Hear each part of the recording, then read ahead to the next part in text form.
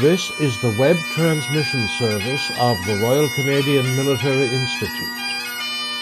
On November the 9th, the Museum of the Institute held its third annual Military History Symposium. Our theme was Canada's Second World War, Combined Arms in Victory. Our third of 6 speakers was Dr. Cynthia Toman of the University of Ottawa on Missing from the Accounts, Canadian Military Nurses.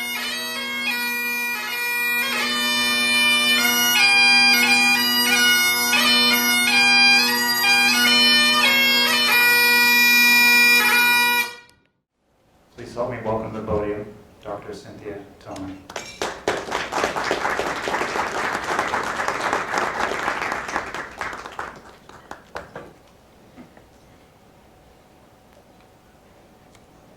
Thank you for the invitation. It's such a pleasure to be here. And this is a topic near to my heart, near and dear. It's going to be a little bit different from what you've maybe heard already today.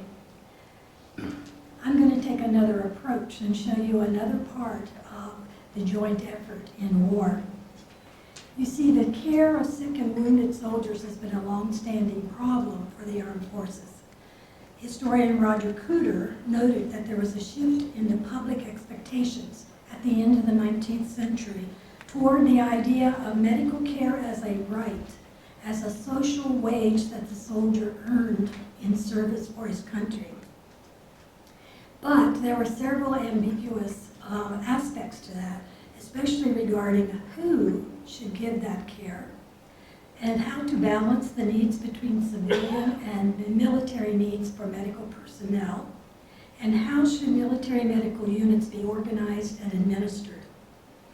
Large numbers of wealthy, well-intentioned, untrained and semi-trained women, for example, rushed to volunteer during both wars, creating havoc and resulting in a public outcry that soldiers were not getting proper care. Canada, however, took a different approach to the provision of nursing care from all of the other Allied forces. In the decisions to employ only fully qualified trained nurses and to incorporate them right from the beginning into the military as officers. Now, Canadian military nurses have been largely missing from military histories, overlooked in favor of the more ubiquitous VADs and members of women's divisions. Nurses were neither members of auxiliary services, nor were they members of the Red Cross, as were the British, Australian, French, and American nurses, nor were they members of any religious order. They were graduates of approved hospital schools of nursing with substantial civilian experience. Their work enhanced troop efficiency by returning men to the front lines, and it also rallied support for the war effort by assuring the home front that soldiers would indeed receive the best care available. I've studied both the First and Second World War nursing sisters for over 20 years, and it's amazing how little we actually knew about them. A lot of what is out there, especially on the internet, has to be used with caution. I worked painstakingly with diaries, letters, interviews, photographs, souvenir albums, archival documents, news articles, and much, much more. Many of these are still found in basements and attics across Canada. It's not possible to understand the Second World War nursing experience without knowing a little bit about the legacy they inherited and upon which they built. So that's why I'm taking you back a little bit. The Canadian Army Medical Corps had planned for a nursing service under its umbrella from the beginning of the service in 1904. And this was partially based on the record of 12 Canadian nurses who had served with the British during the South African War, and partially based on political lobbying by Georgina Pope, whom you see on the slide. Pope was the daughter of William Pope, one of the fathers of Confederation, and she was sister to Joseph Pope, who was a cabinet minister in the Laurier government. Her influence and social connections placed the nursing sisters on a firm foundation as CAMC officers. The Canadian Army was the first and only armed force to commission nurses during the Great War and well into the 1940s. As Colonel George Adami explained, Florence Nightingale had been the despair of the officials in Crimea. And so, quote, the minister created the Army Nursing Sisters as an integral part of the medical service under the command of a matron, who in her turn is responsible to the Director General Medical Services. The Canadian Nursing Sisters thus have military status and are under direct military control. And this explains their uniforms and their 2 stars, which apparently have given offense to the illogical, end quote.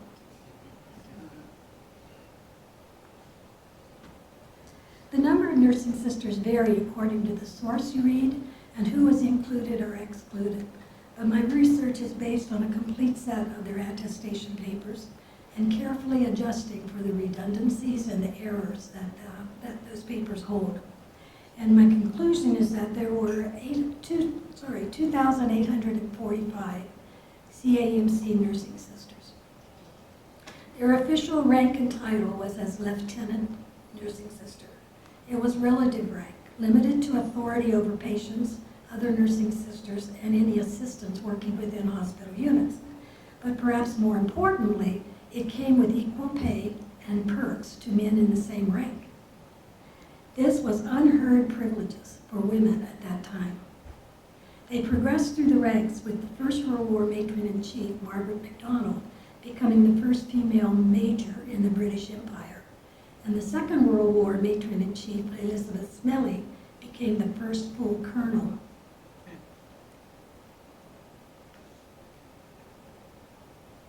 The CAMC had set a precedent with the fundamental decision to incorporate nursing sisters into the organization and the hierarchy of the military medical team. They saw themselves as sister soldiers engaged in a deadly battle against organisms, trauma, and pain, with a mandate to save the world through the care of sick and injured soldiers. As Desmond Morton pointed out, during the First World War, 93% of those who reached treatment survived their wounds. While their work proved to be arduous and sometimes troubling, it was also socially and professionally empowering to go where other women could not go. They had expected some hardship, but few had anticipated that their work would put them in danger, or that at least 60 of them would die of war-related injuries and illnesses. This slide just has a lot of little details there if you're interested. The age range 19 to 56 years old. There are very few of the younger ones. You'll see on the percentages. The average age was 28 for the First War nurses and 29.9 for the Second War nurses. And this was because, first of all, you had to have 3 years of training to be a graduate nurse. And the Army expected highly experienced nurses. That's all they would accept. So they had to have at least a minimum of 2 years training experience after graduation. They were looking for women who could manage tough situations, high numbers of casualties, women who could manage a tented hospital of between 1,000 to 2,000 soldiers. Women who could supervise other nurses as well as medical orderlies, and women who could teach, particularly if they were trying to train medical orderlies to help the nursing sisters. So they were looking for specific women who were mature and well experienced. I put a little demographic up there, about 83% were Canadian born. And everyone wants to know, could they marry or not? The official regulations was you had to be single, widowed, or, had to be single or widowed without any children to serve. There were a few married people who made it in, and some married surreptitiously after they were in. Where did they serve? Canada, England, France. 5 units went to the Mediterranean, where there were no actual fighting troops, no Canadians fighting troops present. They were at Lemnos, Salonika, Cairo, and Malta. 4 of them served at the Anglo-Russian hospital at Petrograd, a kind of political entente between England and Russia. They served in all kinds of medical units. They were part of mobile surgical teams. They served on hospital ships and convalescent ships, hospital trains and convalescent ships, and at convalescent hospitals both in England and Canada. Some of the major challenges they encountered during the First World War were the massive number of casualties, the wound infections related to tetanus, gas gangrene, amputations, poisonous gas, pneumonia, and of course at the end of the war, the waves of influenza. So these were the situations that these women encountered. About their deaths, there are 2 of them died in Lemnos, considered the worst conditions of the First World War. They were buried there. They're still there today. 6 of them died in the bombing of hospitals in France. 15 of them, or 14 died when the Llandovery Castle was sunk off the coast of Ireland. They were returning from Canada back to England, and the ship was sunk by a German torpedo. The nurses actually made it into the lifeboats. One lifeboat was sucked into the vortex of the ship as it went down. The other lifeboat, the German submarine, came up and strafed the survivors. And these were reported in the war trials after the First World War. There were some surviving witnesses who gave that testimony. And then there were those who died of medical illnesses and infections. Some of them picked up during the war, and some of them the influenza.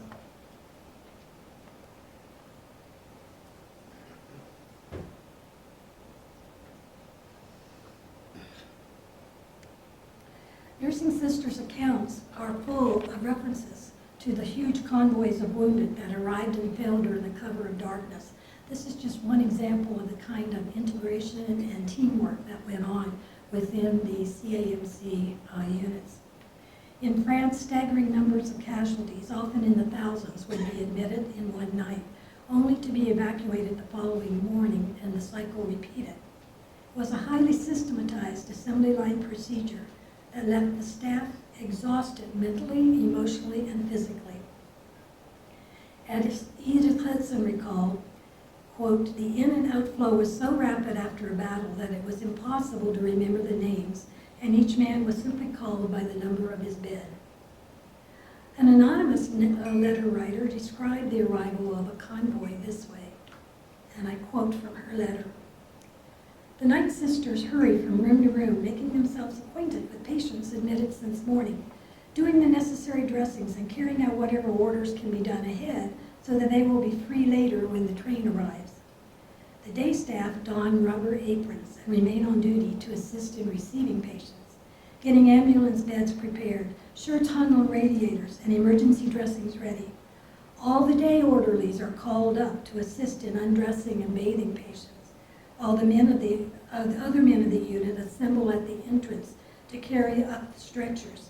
You see, often these temporary hospital facilities were sited in schools, buildings, and they were converted, so they were often 3 or 4 stories high, and they would be carrying these stretchers up the levels.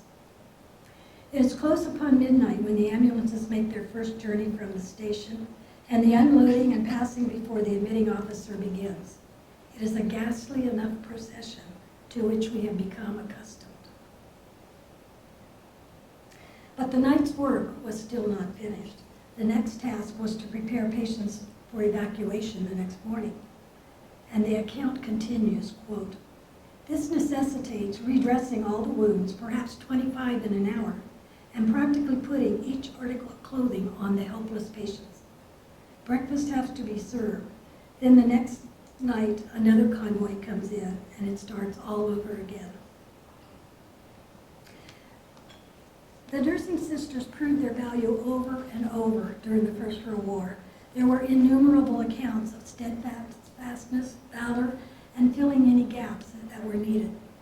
8 of them actually earned the military medal for bravery in France before someone discovered that it was a medal to be given to men only. Hundreds more were mentioned in dispatches and earned Royal Red Cross medals. That was the Valor Medal for nurses created by Queen Victoria. They solidified their place within the Canadian Army, putting to rest the debates about who should give military nursing care.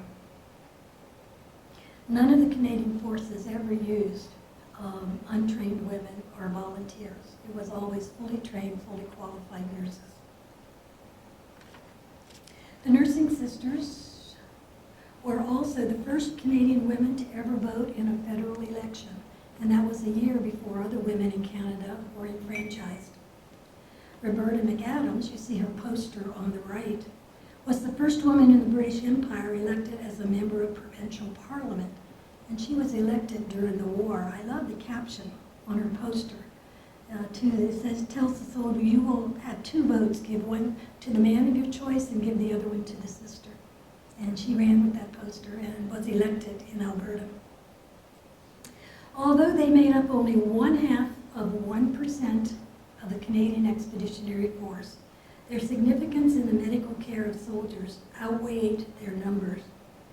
And during these pre-antibiotic years of limited medical treatments, nursing care was of highest importance. And theirs was the first generation of Canadian military nurses.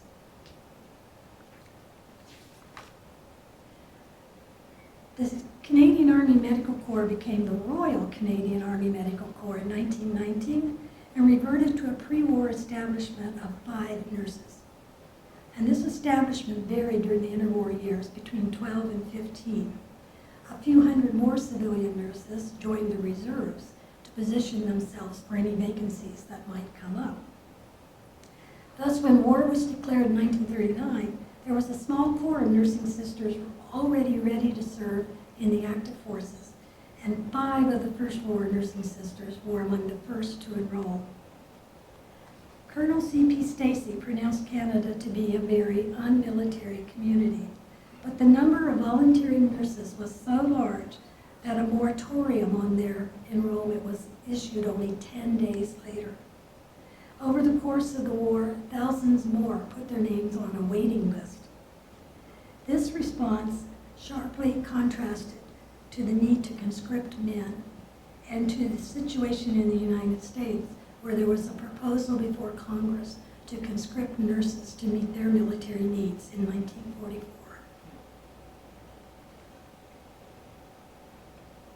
Just in case you're interested in service, this time in the Second World War, we had nurses in the Army, the Navy, and the Air Force. So I've broken those services down for you. And these are to the best of my ability to, with good historical sleuthing, figure out the numbers. Now, the Army has very good records, but I'm sorry to say the Navy and Air Force are almost non-existent regarding their nurses. So by piecing together the evidence that I do have, I think we're fairly close to 4,381 nursing sisters, and of those, 4,079 were nurses. And I'll explain that here in a minute. Their demographics, the still nursing sisters are only female. Male nurses could not serve as a nurse until 1967. And this had to do with the situation in Quebec, who would not license men as nurses. And for the military, their nurses had to be able to go in whatever province or whatever country.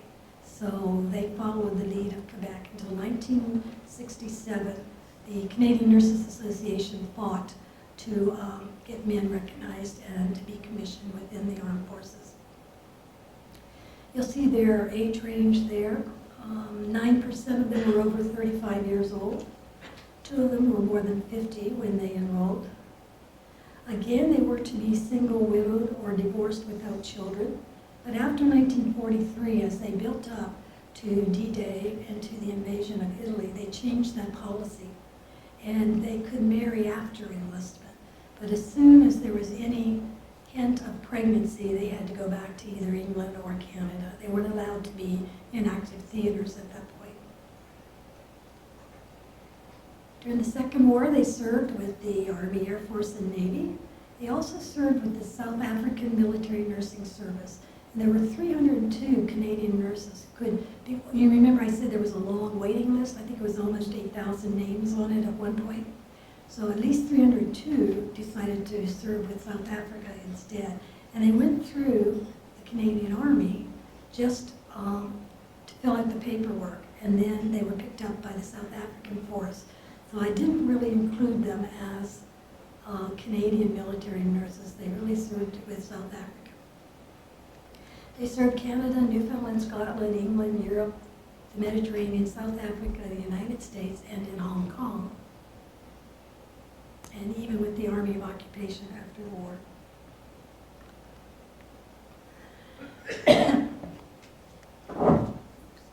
This second generation of nursing sisters built on the legacy of their foremothers.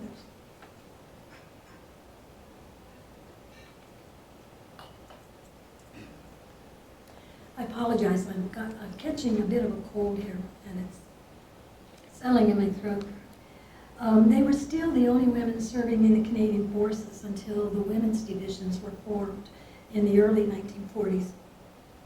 The RCMI provided the nursing services for both the Air Force and the Navy until 1940 and 41, when those branches organized parallel nursing services. The rank now included several occupational and professional groups, however. It included physiotherapist aides, occupational therapists, dietitians, home sisters, and in the Navy it included female lab technicians as well. And this organizational practice led to very confusing statistical reporting to the extent that we don't really know how many nurses served during the Second World War. But as I mentioned to you, I gave you my best estimate there.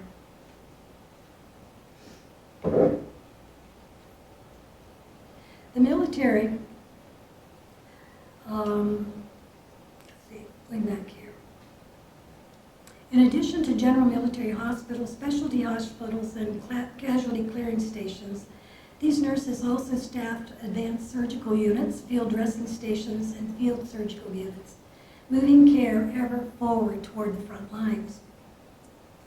Medical journals at the time attributed a reduction to morbidity and mortality rates to the presence of nurses within these forward field units.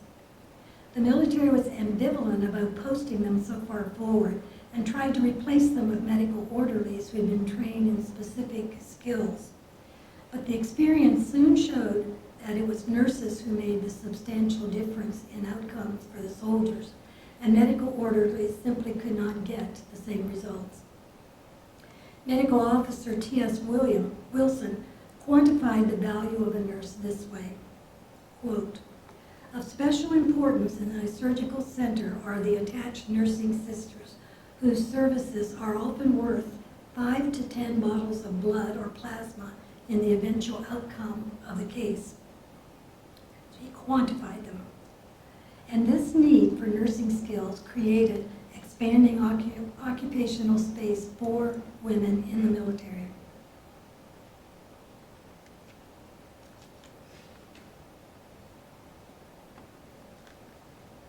During the first half of the 20th century, civilian hospitals were staffed primarily by student nurses, and they exchanged their unpaid labor for their training. Trained nurses generally worked in private duty after graduating, typically in private homes. The hospitals employed very few graduate nurses. They worked mainly as administrators, supervisors, and instructors. Thus, the employment of skilled, experienced nurses within the military medical units was somewhat novel. Given the scale of mass casualties and new treatment options, these units challenged the traditional divisions of labor and facilitated their expanding roles and increased nurses' autonomy. The nursing sisters frequently referred to camaraderie, trust, and teamwork as new experiences. And two good examples of this teamwork, which I'm going to share with you, have to do with blood transfusion and penicillin, both of which were introduced in large scale during the Second World War. Transfusion and penicillin have received widespread credit for reducing mortality and reducing soldiers to the front lines more quickly. Whole blood had been used on an experimental basis at the end of the First World War, but it wasn't until Norman Bethune demonstrated during the Spanish Civil War that it could be stored, transported, and used on a larger scale. And that was 1936 to 1939.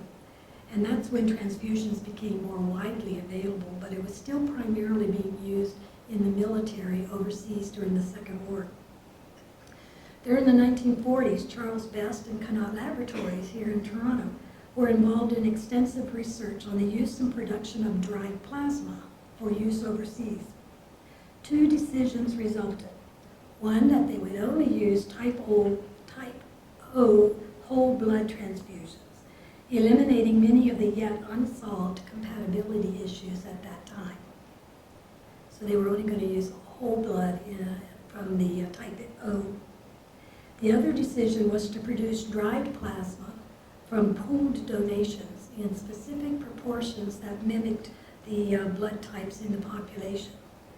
And it could be given without typing or cross-matching and was very easily transported. So those were two key decisions that enabled blood and plasma to be used in large scales overseas.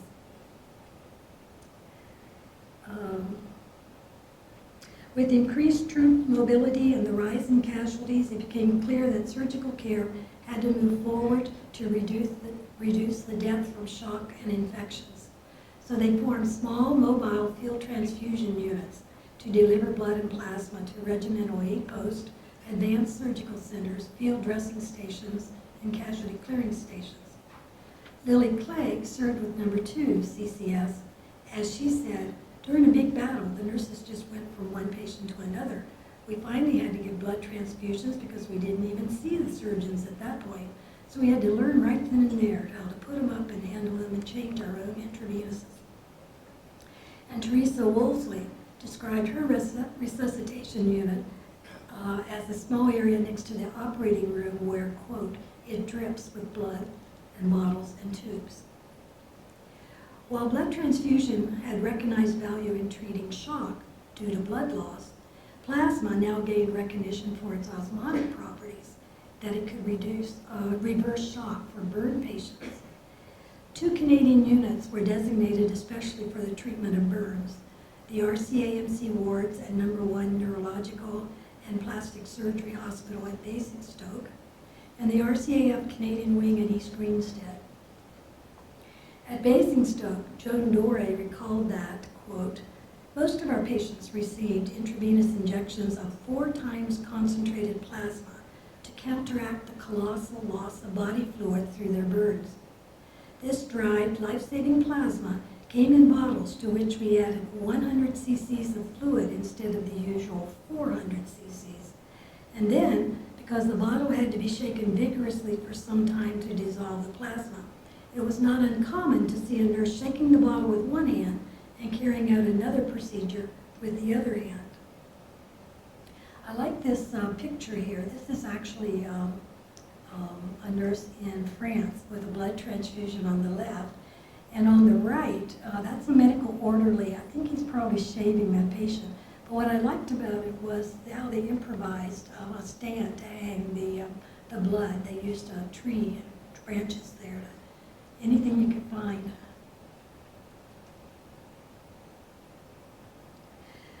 Nursing sisters were also responsible for the saline baths for burn patients. This was used to remove dressings and debride the dead skin, and then they replaced the dressings and they also gave the transfusions. They moved beyond the tasks of merely inserting needles and infusing drugs and blood products to performing a wide variety of related assessments and monitoring skills. They learned to initiate treatment for shock with plasma and did the blood work, and they monitored the results and closely calculated fluid balances. In units such as the plastic surgical unit here, where you see they're working on some dressings on pedicle grafts and some reconstructive surgeries. In those units, they also made decisions about when the patient would be ready for their next skin grafts. Eva Warnup noted a big difference in responsibility and autonomy at Basingstoke. She was one of 4 or 5 nurses who worked with a physician, an anesthetist, and a dentist. She compared her work to the work she had experienced in civilian hospitals this way, quote, I do know that there was a lot that you catered to the doctor in civilian life, but there was none of that there at Basingstoke. They used to come around once a day and check everything, And if there were any questions, well, then you just carried on. They gave you a lot of responsibility. Francis Ferguson was with number 6 CCS near Caen in France, where the burn cases and the tank injuries that came out of there were horrendous, she said. She described the teamwork involved in evacuating these burn cases. And she wrote, "They were sedated with morphine, and then the clothing and the horrible burned skin would peel off them like a banana. You couldn't touch them until you could sedate them. They were in shock. And then you could handle them quickly because we had to be able to remove their clothing and remove as much of the burn as we could, and then clean them up and put on some sterile dressings and towels and some clothes on them, and then get them over to Britain. That was our aim. We filled about 6 stretchers, and as soon as the stretchers were ready, you see, we had a landing strip near our hospital or near the casualty clearing station, and then they filled the rest of the plane up with walking wounded, and they were over in Britain in just a few hours. The teamwork was excellent." Now, penicillin is another example of teamwork and how nursing sisters enabled its successful adoption. Penicillin was not available as a medical treatment prior to the Second World War. It required considerable joint Allied research before it was ready for wider military use against infections. From Alexander Fleming's discovery in 1929 to Howard Florey's demonstration of its efficacy in 1935 to the large-scale clinical trials in 1943, penicillin was carefully guarded and controlled as a secret war weapon that not only saved lives but reduced treatment times. When penicillin was introduced, it was clearly experimental in dose, route, and indications for use. Physicians initially gave the drug by injecting it directly into wounds, into chest cavities, joints, veins, muscles. They dusted it with a device called an insufflator. They blew it as a powder into wounds. They experimented with giving it orally and rectally. The Canadian military units conducted some of the early clinical trials during the invasion of Sicily in October 1943. And that's where the Canadian penicillin team attached itself to various units while they were introducing the drug into practice. A fact sheet from January 1944 warned, "If penicillin should fall into your hands and you do not know how to use it, do not play about with it. It's extremely difficult to produce and supplies are inadequate." Once the clinical trial standardized the dose and determined the intramuscular route as the best one, injections had to be given every 3 hours, day and night, to maintain a therapeutic blood level. As Claudia Tennant wrote, "Regulations demanded it must be given by a qualified surgeon every 3 hours, day and night. It proved a major task, as the surgeons just would not respond to calls after they were asleep, and who could blame them?" Pauline Lamont said, "I just remember this was a miracle drug. We made it up in our own pharmacy, and then quite often we'd take a 10 cc syringe, so you'd just go down the row. They all knew what was coming. I think most of the patients, maybe 90%, all got penicillin. I remember we had to keep track of it, much as we did morphine, because it was so precious." Other nursing sisters describe using a large syringe, 10 or 20 cc's, to give 1 to 2 cc doses to multiple patients, with or without changing the needle, based on the belief that penicillin was self-sterilizing. They would barely complete 1 round of injections before it was time to start the next. And the orderlies would be used to wake the men up so that they would not, quote, "come up fighting from a deep sleep."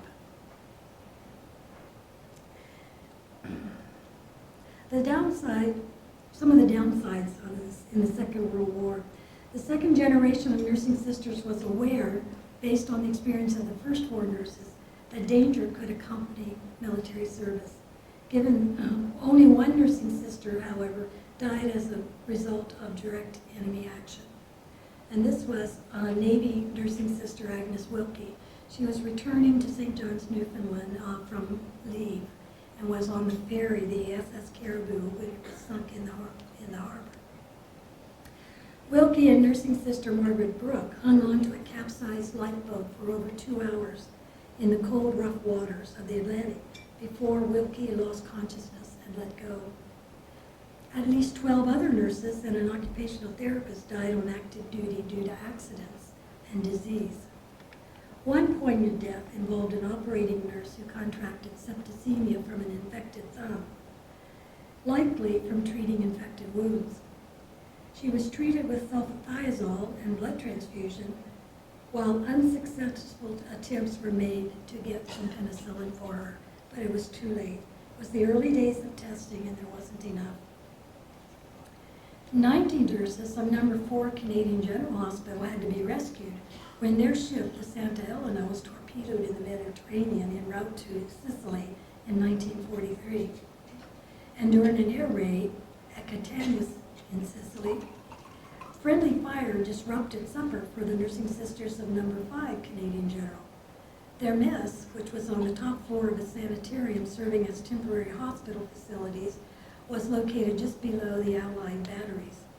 12 nurses and 3 orderlies were injured with shrapnel. How am I doing for time? 10 minutes, okay.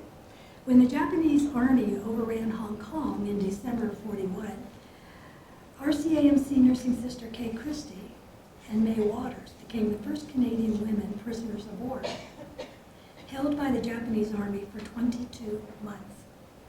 Christie characterized herself as cautious and called the Hong Kong experience the result of an uncharacteristically incautious decision on her part.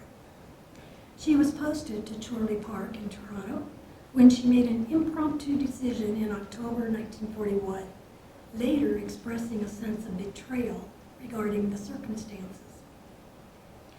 You see, she had indicated willingness for duty in a semi-tropical climate, and by that she had been thinking of Jamaica, when she received a phone call offering a posting to a secret tropical destination. Assured that she would not go alone and that she would serve where there were Canadian troops, she had 5 minutes to make up her mind, and her friends urged her to take a chance.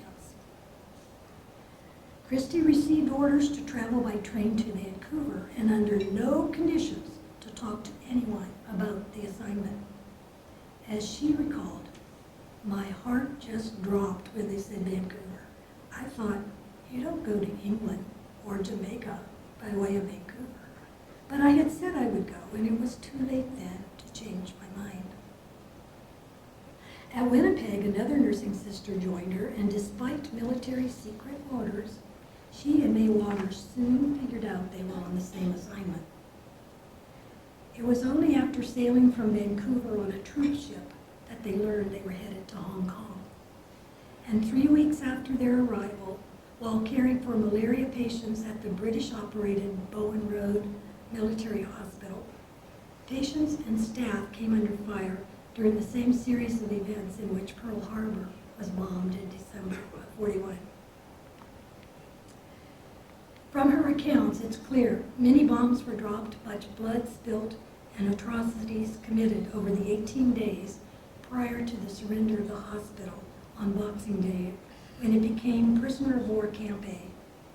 The Japanese army surrounded the hospital camp with barbed wire and electrified fence, placed armed guards to roam the wards and dormitories, and confiscated personal belongings as well as medical supplies and medications.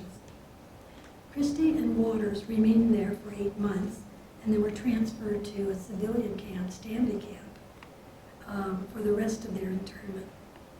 Daily food rations, which had to be divided into 2 meals, consisted of 3/4 ounce of meat or fish, 8 ounces of rice, 3 ounces of flour made into 1 small bun, and some greens that had to be ground up before eating them.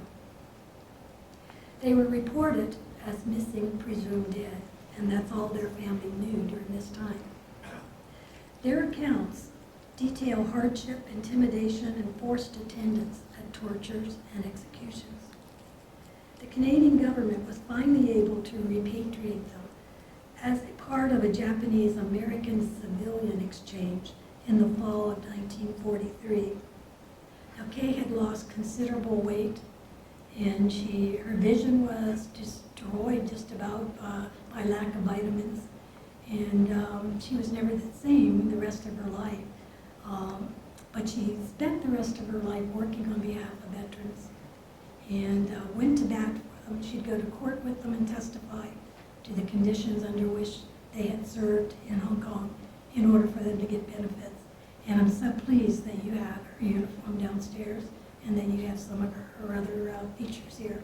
She's a remarkable woman.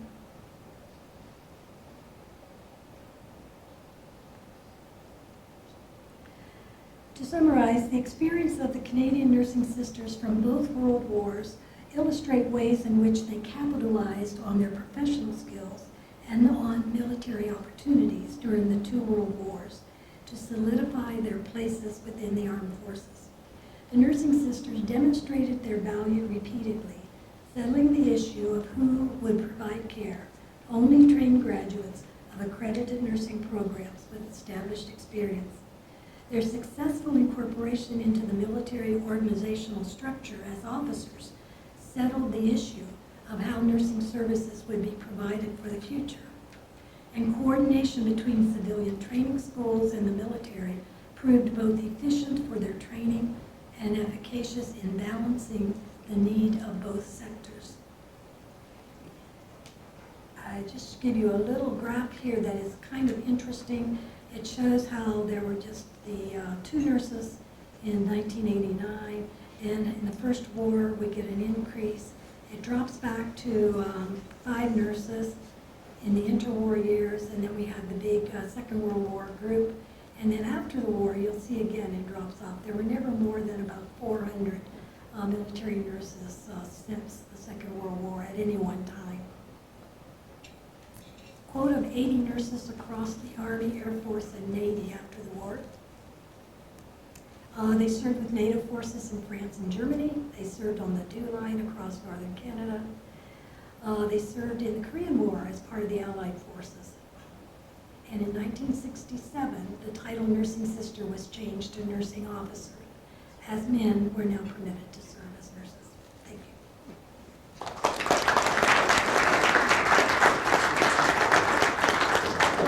Ladies and gentlemen, my name is Andy Traverse, a member of the Museum Committee, and I take pleasure in inviting any questions you might have of Dr. Cynthia Toman. Okay, I'm here.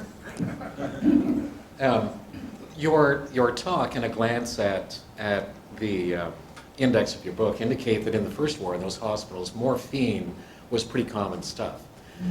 We've since seen novels from Jane Urquhart and Joseph Boyden hinging sometimes and certainly suggesting that one of the results of the stress of those conditions was a certain amount of addiction to morphine. Did you see any evidence of this or any suggestion of this happening in your research? I do not have any evidence of that in the primary sources that I have used. Like I said, they're hard to find. It took me 12 years across Canada to find sufficient to do the research. I wouldn't say it would be impossible, but I do know, well, that doesn't really matter. You do carefully track morphine use, but there's always ways of getting around that, I'm sure. Nurses were stressed, and they did come home shell-shocked. They did come home, one nurse in a catatonic stupor from the Second World War. She had been in Italy, experienced some horrible experiences there. So I know there were psychological issues, and that some nurses were just plain sent home, recognizing that they couldn't cope. And this would appear on their attestation papers as unfit for medical service. And if you go in and read the medical files, you'll see some of the issues that have been documented on their medical files from the First War, because we have access to those. We don't have access to the Second War ones yet. As a nurse and the daughter of a nursing sister, one of the things about the type of morphine that was used then, it was relatively short-acting. One of the problems we have right now with a lot of the drugs that are available is they have much higher levels of maintenance, so then if you take more on top of it, you're more likely to be addicted. Mm-hmm. So really that was one of the precursors that prevented so much of that dependency Yeah, good point. Just curious with the First World War, the fact that Canada emphasized training and experience for the nurses, is there a difference in the difference between the other allies and us as survivability and return to service for soldiers because of the reliance on such trained and experienced nurses? I don't know that because I've not done comparative research. There are good historians out there. Christie Hallett writes on the British nurses of the Second World War, no, the First World War. And there's an Australian historian. I should probably have a look at that, but no, I'm just not asking myself that question. I do know, like, all the Allied services did use VADs, except for Canada. And that caused a lot of controversy. In fact, it caused a lot of political issues in Canada about these private hospitals that had been set up over there in England and in France, because they were thought to pamper soldiers, and the military had no control over their recovery or when they would return to the lines. And it almost brought down the government in terms. There's a great report out there, if you're interested, called the Bruce Report, where this Colonel Bruce goes over and assesses the situation, and a big change happens. The CAMC actually restructures itself, and it puts all of these small hospitals that are outside of military control under the military umbrella. For example, the province of Ontario funded Ontario Military Hospital in England, and they raised all the funds, all the equipment, and they sent over their own nurses for that. And that ended up with the Bruce Report. It was incorporated in, I think, as number 16 general at that point. There was just this whole feeling that you didn't have control over the soldier and what was happening. If there were too many volunteers, too many other types of medical care facilities out there. Could you give us a sense of how long, when they were at the front, a shift would last? How many days they would work before they would go on leave? They were entitled to leave every 6 weeks, but they didn't get it. It was always with that caveat, if they could be spared. And as you know, any war has its periods of slackness, of sitting and waiting, and then its periods of heavy activity.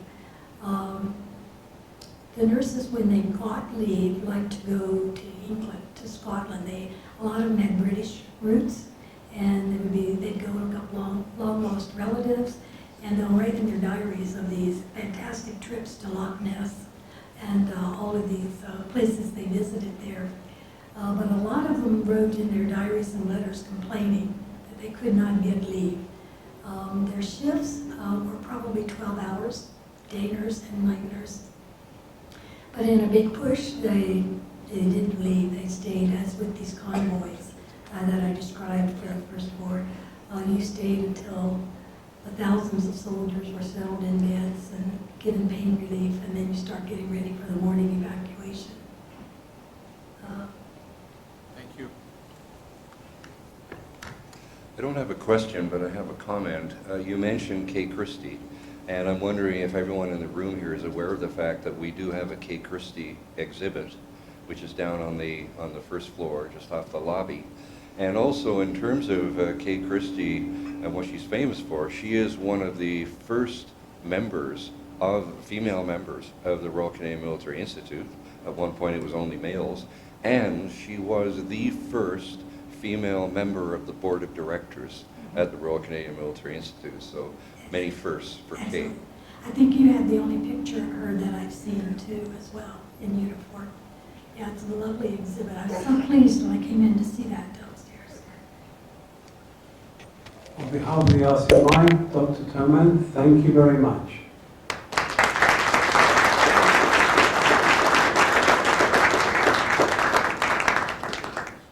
This has been another in our series of webcasts produced by the Royal Canadian Military Institute in Toronto as a public educational service. You can find news of upcoming events and links to our webcast archives at www.rcmi.org. On behalf of the RCMI, this is Eric Morse saying goodbye for now, and thank you for joining us.